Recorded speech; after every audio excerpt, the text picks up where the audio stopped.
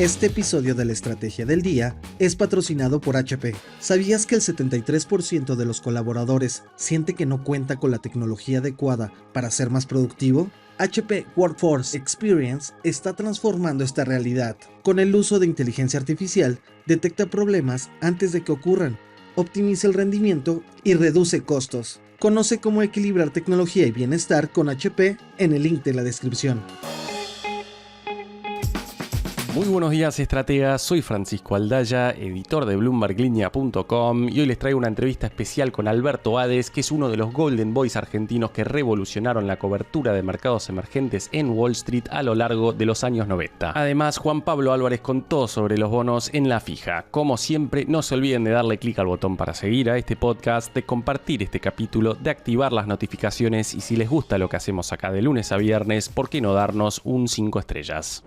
Alberto, bienvenido a la Estrategia del Día Argentina. Muchísimas gracias por tu tiempo y estar acá con toda la audiencia de BloombergLinea.com. Muchísimas gracias por invitarme, Francisco. Encantado. En primer lugar, quisiera preguntarte por tu rol en el hedge fund donde trabajás desde el 2021, NWA Management. Muchos te conocen hoy por tus resúmenes diarios en X, pero quizá no saben tanto de cómo es tu día a día en el fondo. Yo soy el director de investigación y estrategia en el fondo. Yo hice toda mi carrera en Wall Street en investigación y estrategia, en bancos inicialmente, después me pasé a lo que se llama el buy side, o sea, los que realmente invierten ahorros o capital de terceros. Y este es un hedge fund que se enfoca en temas globales, macro, o sea, que invierte en monedas, tasas de interés, acciones y commodities. Y bueno, yo interactúo mucho con lo que se llama el Chief Investment Officer acá, que es el que toma el riesgo en el fondo, el que toma las decisiones de inversión en el fondo, y hablamos constantemente. Obviamente yo tengo que seguir la economía global, seguir las principales economías, seguir algunas de las economías emergentes en las que tenemos exposición,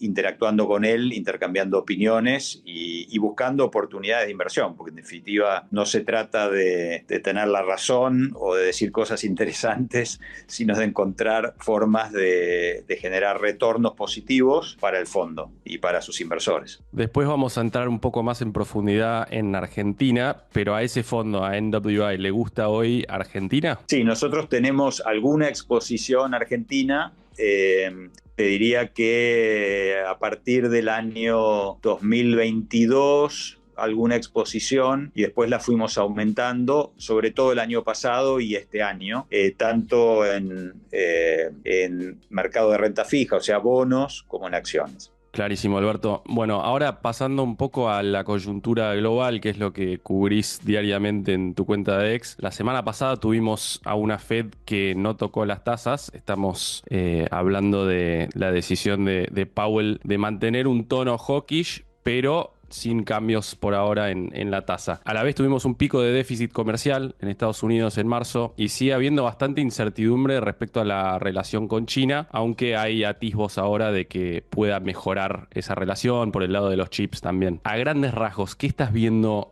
para las condiciones de liquidez, para la actividad económica a nivel global yendo para adelante? Los cambios de política comercial que está impulsando Estados Unidos generan un mayor nivel de incertidumbre, obviamente, global. La incertidumbre nunca es buena para la inversión y al margen de eso van a generar una cantidad de fricciones en cadenas de oferta global o cadenas de producción global que sufrieron shocks similares durante la pandemia. Cuando se interrumpieron esas cadenas, se generaron todo tipo de problemas a nivel de actividad, faltantes y obviamente presiones inflacionarias. Probablemente el shock no sea de la misma magnitud que el que tuvimos durante la pandemia, pero es un shock oferta, en particular para Estados Unidos, y un shock de demanda, diría, para muchos de los otros países que exportan a Estados Unidos, porque Estados Unidos les está poniendo barreras a las exportaciones de sus productos. De manera que es un shock que te diría que es recesivo, globalmente, va a desacelerar el crecimiento global, tanto en Estados Unidos como en otros mercados. Obviamente, mercados con mucha exposición a Estados Unidos, como Canadá, mercados europeos, China, etcétera, van a sufrir el impacto. Va a tener, creo, un impacto inflacionario en Estados Unidos, porque si bien va a tener un impacto en términos de menor ritmo en el nivel de actividad, los aranceles van a crear escaseces y aparte operan como un impuesto y por lo tanto van a generar algunas presiones alcistas sobre los precios, y en el caso de los otros países yo creo que va a ser un shock recesivo más tradicional, con menor nivel de actividad, probablemente precios a la baja y monedas apreciándose, que es lo que estamos viendo. Recuerdas que inicialmente mucha gente pensaba que la suba de aranceles iba a generar depreciación de las monedas europea, Reino Unido, Canadá, etcétera, pero la verdad que está pasando bastante lo opuesto. Vemos una salida de tenencias de inversores extranjeros de Estados Unidos regresando a sus países de origen, y eso pone presión a la apreciación sobre esas monedas. En cuanto a la Reserva Federal, sí, en la reunión de la Reserva Federal,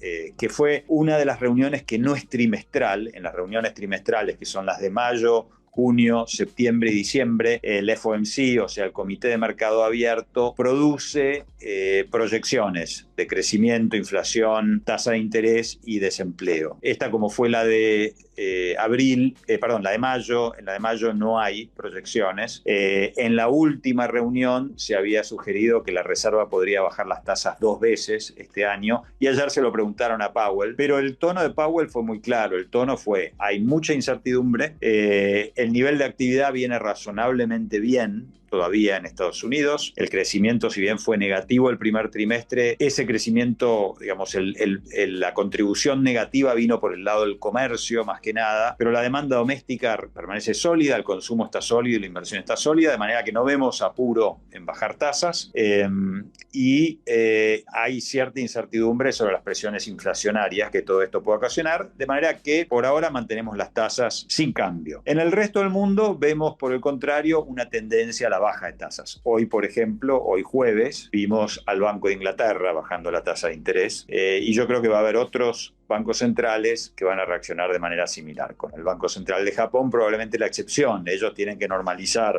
la política monetaria. Así que ese es el contexto, te diría. Menor crecimiento, más inflación en Estados Unidos, probablemente presiones deflacionarias en el resto del mundo, la Fed cauta, esperando, otros bancos centrales bajando tasas. ¿Y tu escenario base, teniendo en cuenta que venimos de un consenso de 2 bajas, qué estás esperando vos? Yo creo que el Banco Central, o sea, la Reserva Federal va a esperar, pero mi impresión es que a partir de septiembre van a bajar. El mercado está descontando 75 puntos básicos, o sea, 3 bajas para este año. La Fed indicó 2. Yo creo que este año puede ser entre 2 y 3 y probablemente el año que viene otra vez. También va a depender un poco de qué suceda con el paquete fiscal, ¿no es cierto?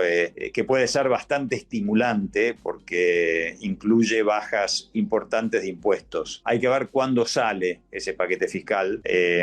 No es fácil, tenemos un déficit ya muy alto, o sea, el déficit está entre el 6,5 y 7% del PBI, y ese paquete se enfoca más que nada en recortes adicionales de impuestos, no en recorte de gasto. Así que hay que ver cuánto sale. Hay todavía un segmento importante del Partido Republicano que no es populista, que le preocupa el tema del déficit, le preocupa el tema de la deuda y que puede manifestar cierta oposición a los recortes que propone Trump. Así que hay que ver cuándo sale. En el 2017, o sea, durante la primera administración de Trump, al final llevó un año negociar el paquete de recortes. Se terminó aprobando recién en diciembre de 2017. Bessent, el secretario del Tesoro, inicialmente había dicho que quería el paquete aprobado para fines de mayo, ahora está diciendo para principios de julio. Hay quienes piensan que va a probablemente transcurrir todo el verano de aquí, del hemisferio norte, y no va a haber paquete, recién en septiembre, octubre. Hay otros que piensan que se va a replicar lo que sucedió en el 2017, que fue recién en diciembre. Clarísimo. Y vos conociste y trabajaste con Mark Carney, el actual primer ministro de Canadá, lo mencionaste el otro día en tu cuenta. Si te pones por un momento en sus zapatos. ¿Cómo crees que él está interpretando qué quiere Trump para un país como Canadá, que es un socio histórico comercial de Estados Unidos y que si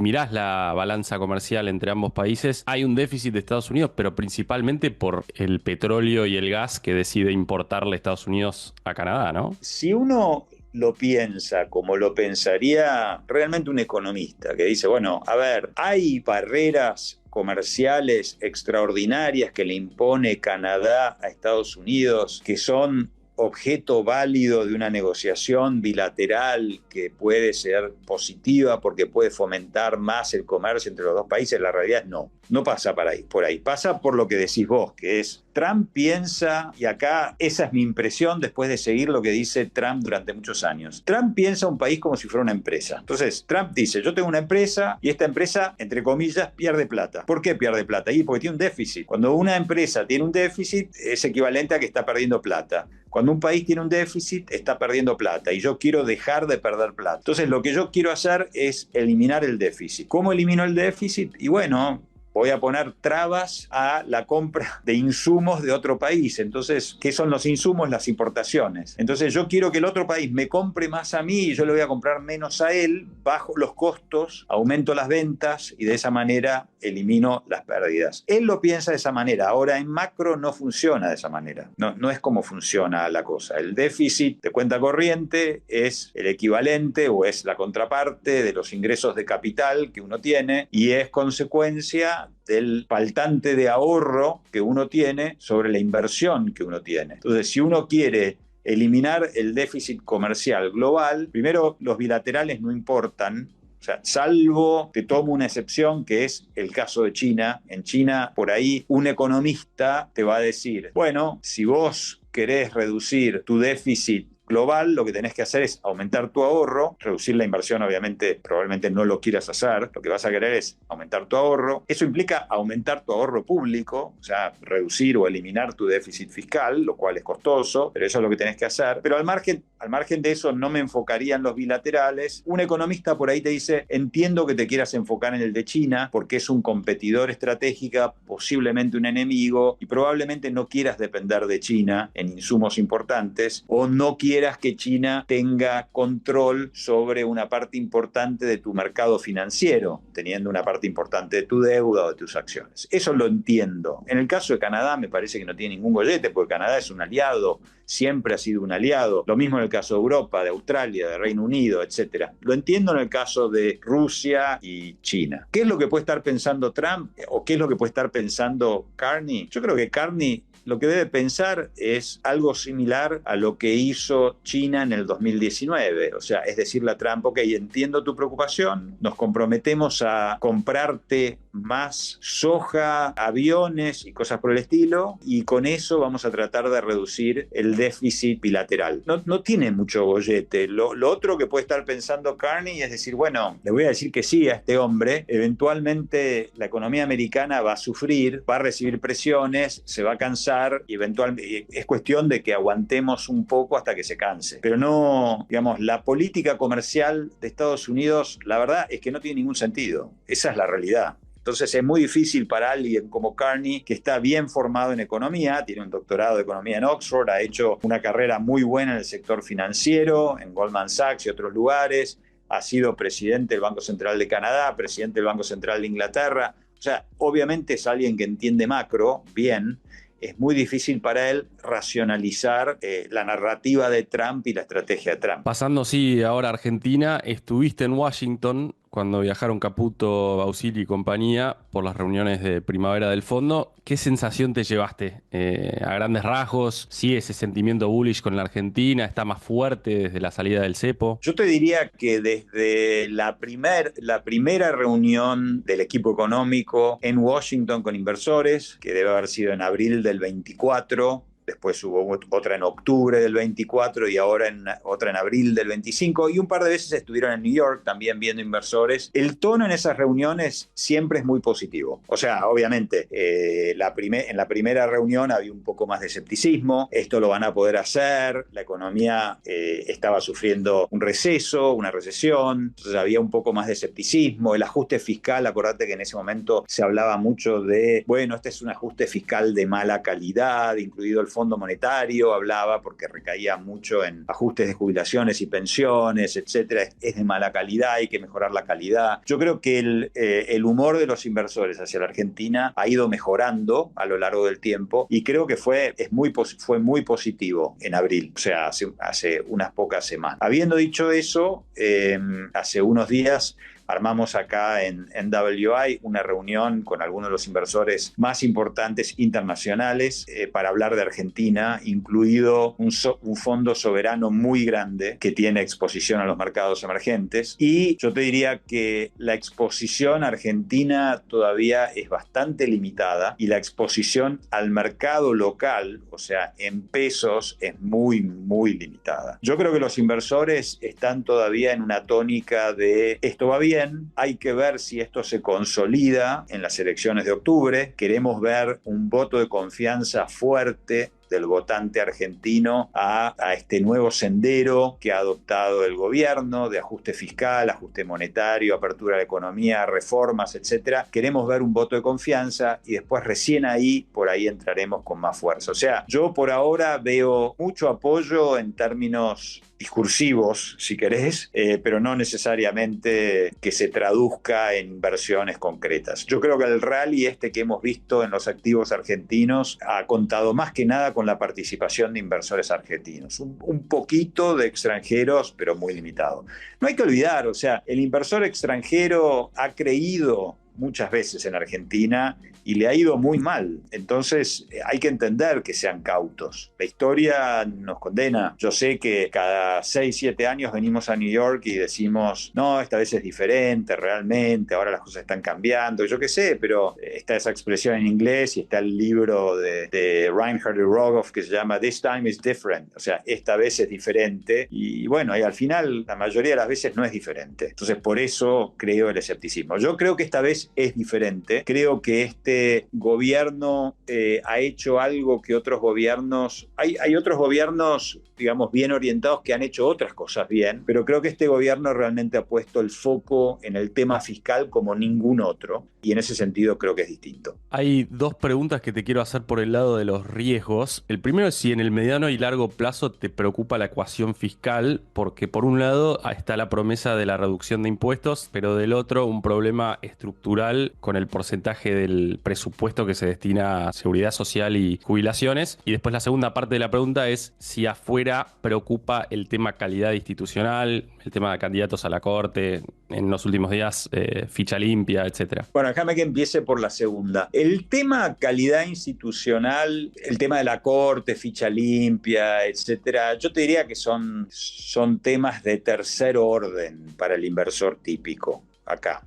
Te diría que el tema de primer orden para el inversor típico es equilibrio fiscal y no financiamiento monetario, digamos, baja de la inflación. Eso es lo de primer orden, o sea, el tema, si querés, de emergencia, lo que se identificó como la emergencia en diciembre del 23 y para lo cual se diseñó el programa que se implementó a partir de diciembre del 23. Eso es lo de primer orden. Lo de segundo orden es todo el tema de las reformas que vos mencionás. Y lo de tercer orden te diría que son los temas institucionales, porque en definitiva, temas institucionales tenés en muchos mercados emergentes que están mucho mejor calificados que nosotros, que tienen spreads, o sea, riesgo país muchísimo más bajo que el nuestro, también tienen problemas institucionales. O sea, inclusive Estados Unidos los está empezando a tener. Entonces yo creo que eso es de tercer orden. En cuanto a la reforma, o sea, la sostenibilidad del ajuste fiscal, sí, es una pregunta importante por la porción importante de gasto que se dedica al sistema sistema de jubilaciones, y por eso me parece que es ineludible una reforma del sistema de jubilaciones que, entre otras cosas, aumente gradualmente la edad de jubilación, que es muy baja todavía. O sea, comparada con muchos otros países, incluidos los Estados Unidos. Es una edad de jubilación muy baja, con además una cantidad de regímenes especiales que tienen edades de jubilación absurdas. O sea, hay gente que se jubila a los 50 años. No tiene mucho sentido, realmente no tiene mucho sentido. La cuestión de las elecciones legislativas de este año. Ahora está la posibilidad en Ciudad de Buenos Aires de tener al kirchnerismo ganando una elección que sería inédita a nivel local, y después en octubre hay aguas bastante divididas en cuanto a la relevancia o no. En 2017 Macri tuvo un espaldarazo muy importante y después se desmadró todo. Sí. ¿Cuánta importancia le da a octubre el inversor internacional? Yo creo que le da mucha importancia a octubre. Le da mucha importancia a que, yo no sé cuánto, o sea, más de uno creo que va a preguntar si el kirchnerismo llega a ser primera minoría en la ciudad de Buenos Aires, alguno que otro va a preguntar. La primera pregunta va a ser, ganaron los K. La segunda pregunta probablemente va a ser, pero ¿cómo se compara esto con lo que sacaron hace 2 años? Entonces creo que eso va a ser importante. Si sacaron más o menos lo mismo o menos que lo que sacaron hace 2 años, y bueno, no es tan relevante. Tercera pregunta va a ser, bueno, pero si sumás a todo el centro y la derecha, ¿cómo se compara? Porque fueron divididos. Yo creo que hay una serie de matices. Claro, el titular, si llega a ganar el kirchnerismo, va a ser negativo, pero después, cuando uno va un poquito por debajo de la superficie, va a empezar a hacer esos cálculos. Obviamente, lo que más, al margen del impacto mediático, lo más relevante es, bueno, la coalición resultante que apoya reformas, ¿aumentó su tamaño o no aumentó su tamaño? Porque eso es lo que vas a necesitar para impulsar una reforma impositiva, una reforma de jubilaciones y una reforma laboral. Eso es, en definitiva, lo que va a marcar el éxito o la probabilidad de éxito de esas reformas. Y yo creo que en eso es en lo que específicamente están concentrados los inversores extranjeros, mucho más que en el titular. El titular, sí, obviamente es muy importante para el argentino, pero el extranjero lo que quiere ver es sustancia. O sea, acá va a haber reformas, esas reformas van a consolidar el sendero en el que está el gobierno o se acabó acá. En el caso de Macri, yo creo que depende un poco de a quién le preguntes, ¿no? Pero, por ejemplo, politólogos amigos míos me dicen, no, bueno, ahí el tema fue que Macri ganó las elecciones, debería haber extendido el brazo a los componentes más razonables del peronismo, armar una coalición más amplia, impulsar reformas, y no lo hizo. O sea,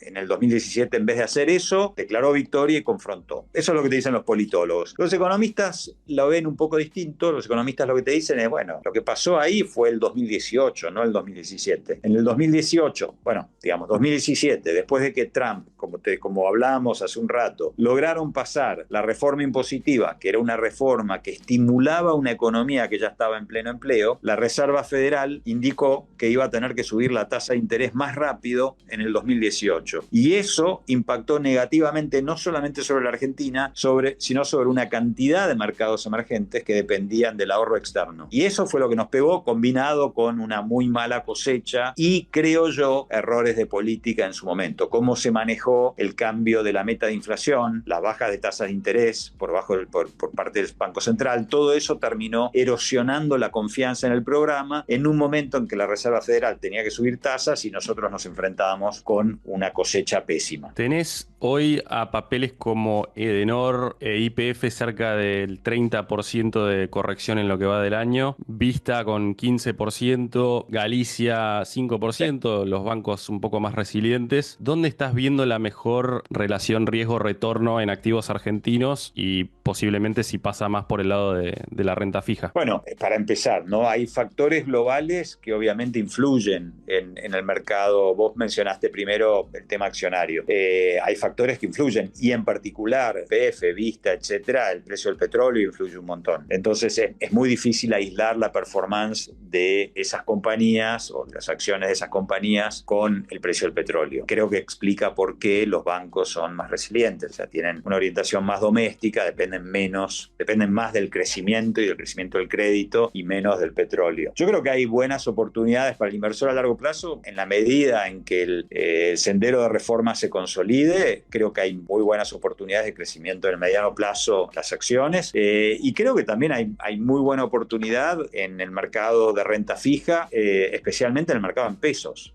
Las tasas que tenemos en pesos con una balanza de pagos muy sólida, cuando uno mira a 5 años vista, con un crecimiento muy importante de las exportaciones energéticas, mineras, etcétera, creo que los instrumentos en pesos van a generar retornos muy atractivos. Te hago la última pregunta, Alberto. Escribimos una nota en Bloomberg Línea hace poco de los Golden Boys y dónde están ahora, y fuiste parte de esa nota. Si te pido alguna anécdota que más te venga a la mente de esa época de haber trabajado en Wall Street con personajes como José Luis Daza, Quirno, Bausili, el propio Caputo. ¿Qué recordás de esa época? Mirá, fue una época, yo empecé a trabajar en Wall Street en el 94, así que fue del 94, te diría, al 2001, que fue cuando Argentina realmente fueron los años, si querés, dorados de la Argentina en el universo de los inversores. Fueron años increíbles y súper volátiles, tengo 1.000.000 de anécdotas, pero pensá que yo empecé en julio del 94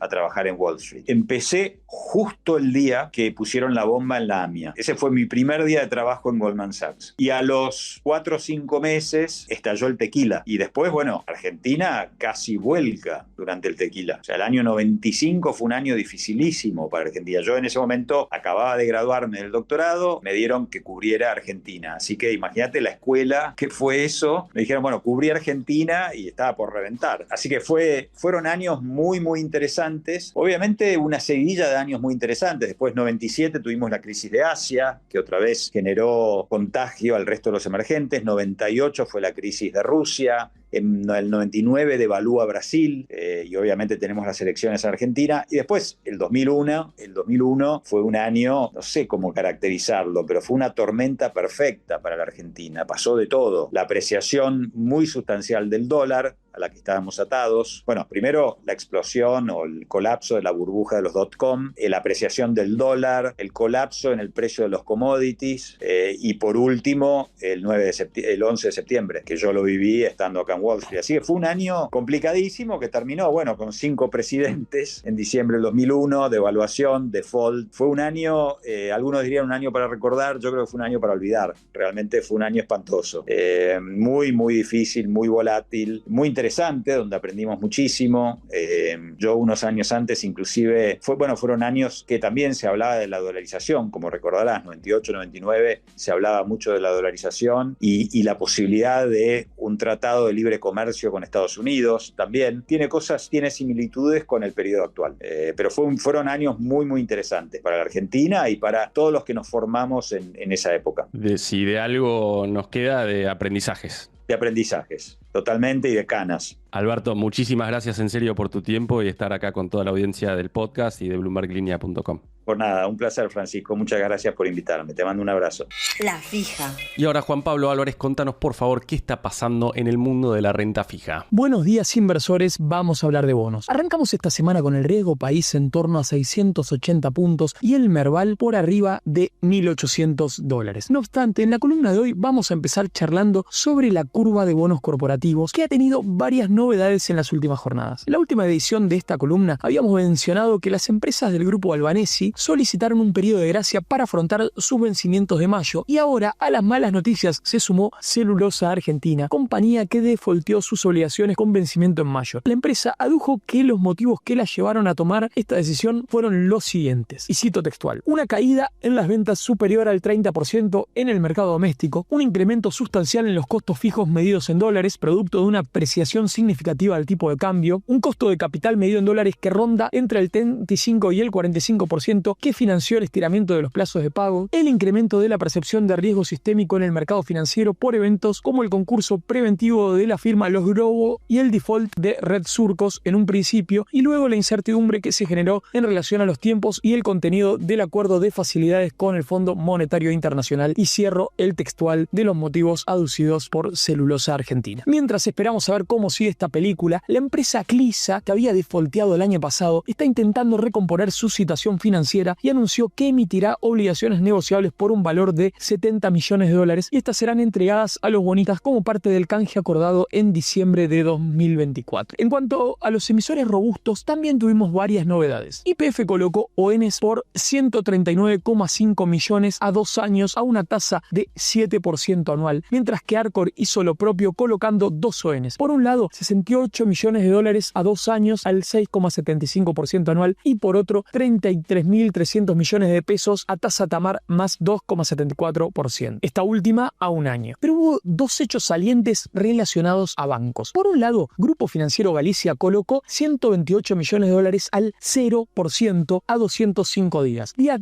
atrás, en una nota que publicamos en Bloomberg Línea, distintos analistas consultados coincidieron en que esto se explica a partir del cepo que todavía rige para personas jurídicas. Es decir, las empresas suscriben este bono y en poco más de 6 meses se llevan los dólares que tienen atrapados por dividendos, utilidades o cuestiones afines. Todo parecía indicar que algo parecido iba a suceder con Superbill, que iba a colocar una ON el viernes. Sin embargo, de un momento a otro se cayó la operación y fue declarada desierta. Hay una nota del colega Ignacio Olivera Dol publicada en Bloomberg el viernes que señala que el Banco Central intervino para detener esta colocación en dólares a mitad de la jornada del viernes. Ignacio cita 2 fuentes con conocimiento en el asunto. Según cuenta el artículo, lo que se buscaba era evitar la presión sobre el peso en el mercado cambiario paralelo. Hecha esta introducción, ahora sí, vamos a hablar con un experto de mercado como nos gusta hacer en esta columna. Hoy estamos en contacto con Gabriel Camaño, quien es director de la consultora Outlier y además una persona con la que aprendo mucho cada vez que me toca cruzar algunas palabras. Buenos días, Gabriel, bienvenido a La Fija. Empiezo preguntándote por el mercado de ONs. En la última semana tuvimos malas noticias de Celulosa Argentina y de Grupo Albanesi, que se suman a las que ya teníamos de Agrofina, Los Grobo y Surcos. ¿Hay riesgos en el sector corporativo o es algo acotado a empresas que ya venían mal? Respecto de los ON, no son todos iguales. Nosotros justamente estuvimos haciendo algunos informes y mirando esas cuestiones. Lo que vimos es que la situación no es la misma de todas las empresas, si bien está claro que con el cepo, que incluso todavía persiste para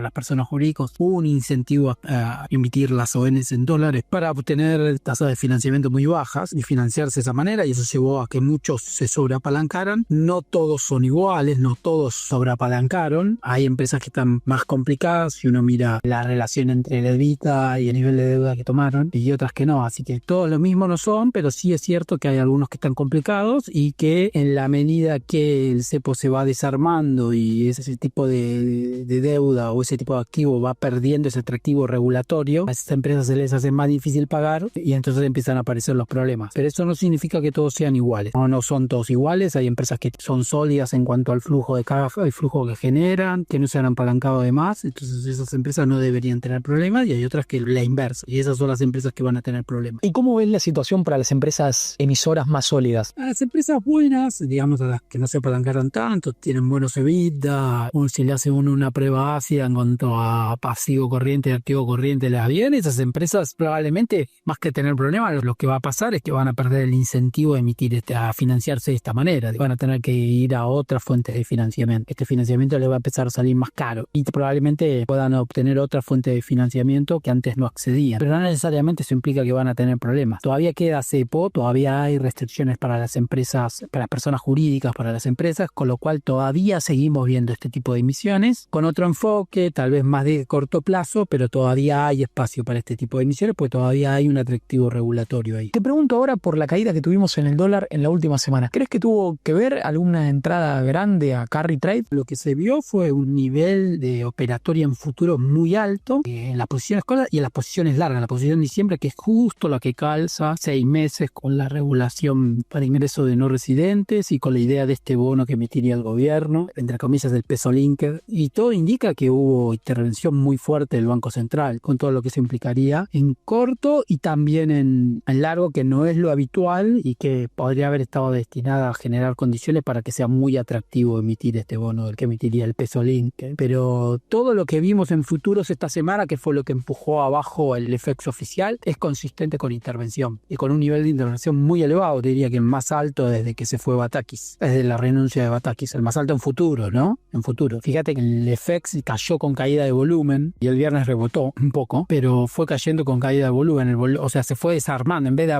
armarse el mercado a la baja, se fue fue desarmando el mercado, se fueron haciendo cada vez menos operaciones. Así que te diría que lo característico de esta caída del tipo de cambio oficial fue la intervención en futuros, como lo fue aquella vez antes de Pascua también. ¿Dónde ven más atractivo en este momento? ¿En renta fija argentina o en renta variable? Se ha recuperado mucho el S&P, el Nasdaq, o sea, el equity norteamericano se viene recuperando fuerte con la expectativa de que Trump va a flexibilizar, se anticipó el mercado. Trump está flexibilizando, hay que ver hasta qué punto le cumple la expectativa al mercado, hay que tener cuidado. Se recuperaron mucho y Trump no flexibilizó todavía tanto, entonces puede ser que en el momento, de hecho, las últimas ruedas ya estuvo un poco más pesado a pesar de las noticias, era como más un checklist confirmado que hacía el mercado, o sea, no estaría desesperado por sumar posiciones, tampoco saldría corriendo a desarmar, me lo tomaría con calma, porque me parece que el mercado ya descontó mucho a flexibilización por el lado de los aranceles de Trump y ahora hay que, ahora se tienen que confirmar, digamos, esas cuestiones. O sea, abril cayó mucho al principio y después recuperó mucho al final y ahora el principio de mayo también recuperó, las últimas ruedas ya estuvo más pesado, así que yo sería precavido en ese sentido. ¿Y acciones de Estados Unidos te gustan en este momento? Se ha recuperado mucho el S&P, el Nasdaq, o sea, el equity norteamericano se viene recuperando fuerte con la expectativa de que Trump va a flexibilizar, se anticipó el mercado, Trump está flexibilizando, hay que ver hasta qué punto le cumple la expectativa al mercado, hay que tener cuidado, se recuperaron mucho y Trump no flexibilizó todavía tanto, entonces puede ser que en el momento, de hecho, las últimas ruedas ya estuvo un poco más pesado a pesar de las noticias, era como más un checklist confirmado que hacía el mercado, o sea, no estaría desesperado por sumar posiciones, tampoco saldría corriendo a desarmar, me lo tomaría con calma, porque me parece que el mercado ya descontó mucho a flexibilización por el lado de los aranceles de Trump y ahora